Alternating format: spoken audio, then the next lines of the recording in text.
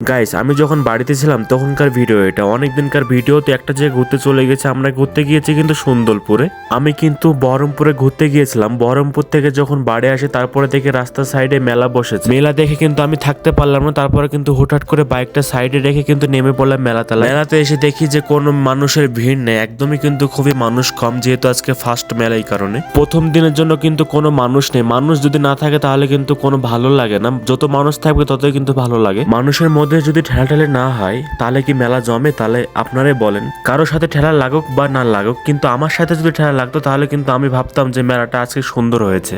নাগের দোলনাটা কিন্তু অনেক সুন্দরভাবে সাজিয়েছে, অনেক সুন্দরভাবে ডেকোরেশন করার জন্য কিন্তু অনেক সুন্দর লাগছে দেখতে। আমি এবং কি আমার ভাই কিন্তু ঘুরতে গিয়েছিলাম, তারপরে কিন্তু দুই ভাই মিলে কিন্তু মেলাটা উপভোগ করছি। যদি অনেক ধরনের দোকান জিনিস থাকে তাহলে কিন্তু আরো ভালো লাগে। এখানে কিন্তু অনেক দোকান বসেছে, এখানে স্টেশনারির দোকান, বাচ্চাদের খেলনাধুলা থেকে অনেক কিছু কিন্তু এখানে পাওয়া যাচ্ছে এবং কি সবকিছু এখানে কালেকশন আছে। যেহেতু ভাই আমরা ফ্রিতে ঘুরতে এসেছি, কোনো টাকা পয়সা নষ্ট করবো না, এই কারণে কোনো জিনিস নিচ্ছি না। এবং কি আমরা যেখানে বহরমপুরে ঘুরতে গিয়েছিলাম একটা বন্ধুর বাসা, সেখান থেকে কিন্তু আমরা খেয়ে এসেছি অলরেডি আগে থেকে। এই জন্য আমাদের কোনো খাবারের কোনো প্রয়োজন নাই। তো যেটুকু পারবো ততটুকু ঘুরে কিন্তু আমরা তাড়াতাড়ি করে বাড়ির দিকে রওনা দিব। আমি কিন্তু 2-3 বছর পর কিন্তু মেলাতে ঘুরতে পারলাম। তো আমি কিন্তু বাইরে থাকি, এই কারণে কিন্তু মেলা জায়গা, এখানে সব জায়গায় কিন্তু আমি ঘুরতে পারি না।